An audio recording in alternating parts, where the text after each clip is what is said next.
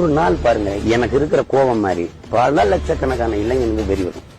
அவன் அதாவது புரட்சி எப்போதுதான் வரும் நிலையில் நீங்க புரட்சின்னு பேசிக்கிறீங்கன்னு நெல்லின்ட்ட கேட்கிறாங்க. அவரு இதுவரை வாழ்ந்தது போல இனி எப்போதும் வாழ முடியாதுங்கிற நிலை உருவாகும் போது மக்கள் தானாக புரட்சி செய்வார்கள். இப்ப பாருங்க, மீனவர் பெரிய கொண்டு போராடுறாங்க, மாணவர் போராடுறாங்க, செவிலி பெண், மருத்துவர் போராடியாச்சு, ஆசிரியர் பெருமக்கள், இடைக்கால ஆசிரியர்கள், போக்குவரத்து தொழிலாளர்கள், உழவர்குடி, வேளாண் பெருமக்கள் தெருவா போராட்டம் வெடிச்சுக்கிட்டு அங்கங்க கங்கு இருக்கு, நெருப்பு துகள் ஒன்னாக்கிட்டா எவனும் நிக்க முடியாது.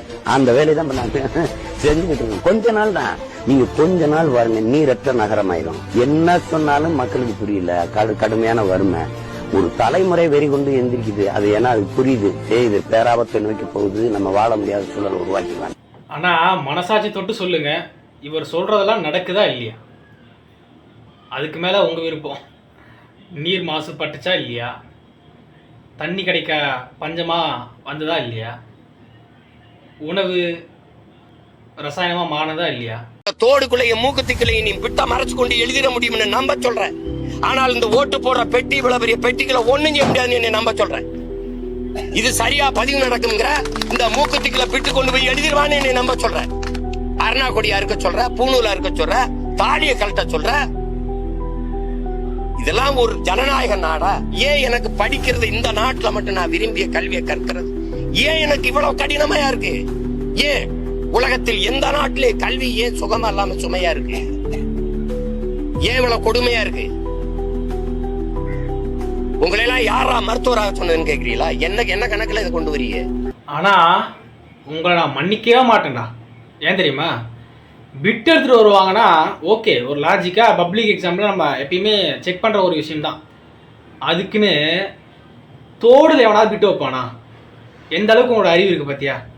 தோடை கழட்ட சொல்றீங்க, மூக்குத்தி கழுத்த சொல்றீங்க, தாலி கயிறை கழட்ட சொல்றீங்க, கழுத்துல இருக்கிற எதுவுமே போட்டுக்கூடாது சொல்றீங்க, உள்ளாடை முதற்கொண்டும். இதுக்கு மேல எந்த அளவுக்கு கேவலப்படுத்தணுமோ அந்த அளவுக்கு கேவலப்படுத்திட்டீங்க. குறிப்பாக பெண்கள் ரொம்ப கஷ்டமாக இருக்குது. நான் நீட் தேர்வு எக்ஸாம் எழுதி முடிச்சுட்டு வர பெண்கள்லாம் பார்க்கும்போது ரொம்ப மனசு கஷ்டமாக இருக்கு. மேலே சாவில் கூட போடக்கூடாதுன்னா என்னடா இது? அந்த அளவுக்கு எனக்கு என்ன கடுப்புனா, அந்த அளவுக்கு நீங்கள் பாதுகாப்பு பண்ணி அந்த பசங்க இங்கே பிட்டடிச்சிருவாங்களோ, நாங்கள் மாணவரோட அக்கறையில் அவ்வளோ கவனமாக இருக்கோன்னு சொல்கிறேன். நீங்கள் எப்படி 3 முறை எல்லாம் லீக் ஆச்சு? அது கேட்டா பதில் இல்லை. சாலை என்பது போராடுவதற்கான இடம் அல்ல. A few moments later. மக்களா ஒன்னா நின்னு உங்களை சரி செய்ய வைப்போம். டிவிகே சார்பா அதுக்கு உண்டான அத்தனை போராட்டங்களும் எடுத்து நடத்தப்படும். பல பேர் வேலை முடித்து வீட்டுக்கு செல்லக்கூடிய அவசரம், மருத்துவ உறுதிகள், பல விஷயங்கள் இருக்கும்போது சாலை என்பது போராடக்கூடிய இடம் அல்ல. அதுல ரொம்ப தெளிவா இருக்கும். அதாவது என்ன சொல்றது தெரியல. முன்னாடி ஒன்று சொல்கிறாங்க, அப்புறமா ஒன்று சொல்கிறாங்க. எனக்கு தெரிஞ்சு போராட்டம் பண்ணுறது வந்து அவங்களோட உரிமைப்பா. அவங்க வந்து எங்கே வேணால் போராட்டம் பண்ணலாம். அதாவது பொதுமக்களுக்கு இடையூறு தரமாக போராட்டம் பண்ணலாம். அப்படி பண்ணியுமே அப்போது அரசாங்கம் வந்து என்ன நினைக்குன்னா, அவங்க மட்டும் ஒரு பக்கம் மூலையில் போராட்டம் பண்ண போகிறாங்க, அதனால் யாருக்குமே எந்த ஒரு பிரச்சனையும் கிடையாது, அவங்க பண்ணுற வேலை பண்ணிட்டு கிடக்கட்டும் அப்படின்னு அரசாங்கமும் சைலண்டாக இருந்துச்சுன்னா வச்சுக்கலாம். அங்கே தான் தப்பு வருது. அப்படி தான் வந்து தூய்மை பணியாளர்களும் கஷ்டப்பட்டாங்க. கிட்டத்தட்ட அவ்வளோ நாள் போராட்டம் பண்ணியும் எந்த ஒரு ஆக்ஷனும் எடுக்கலை. காரணம் என்ன? அவங்க அமைதியாக ஒரு ஓரமாக போராட்டம் பண்ணுறாங்க, யாரும் டிஸ்டர்ப் பண்ண போகிறதில்ல, யாரும் கேட்க போகிறதில்லன்னு விட்டுட்டாங்க. ஆனால் போக்குவரத்து வந்து இடைஞ்சூறு பண்ணாதான் மக்களுக்கு கொஞ்சம் அவதி.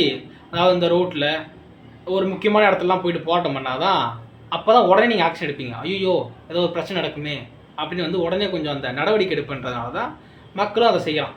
யாரும் வேணும்னே போயிட்டு எதுவும் செய்யறது கிடையாது. அந்த உரிமையை பறிக்கப்படும் போது அதெல்லாம் செய்யப்படுறது. இது வந்து நீங்களும் செஞ்சுருக்கீங்க. ஆனால் இப்போ இப்படி சொல்கிறது தான் கொஞ்சம் கஷ்டமாக இருக்குது. அவங்களுக்கு கொஞ்சம் ஒரு இடத்த கொடுத்து போராட்டத்துக்கு அனுமதி கொடுத்தா நல்லாயிருக்கும். அதை தவிர்த்துட்டு போராட்டம் பண்ணுறவங்களத்தையும் போலீஸ் விட்டு அடக்குமுறையாக தூக்கிட்டு போகிறதுலாம் ரொம்ப மோசம். இதை வந்து நீங்களே எதிர்த்தீங்க, நீங்களும் அப்படி செய்கிறீங்கன்றது தான் கொஞ்சம் கஷ்டமாக இருக்குது.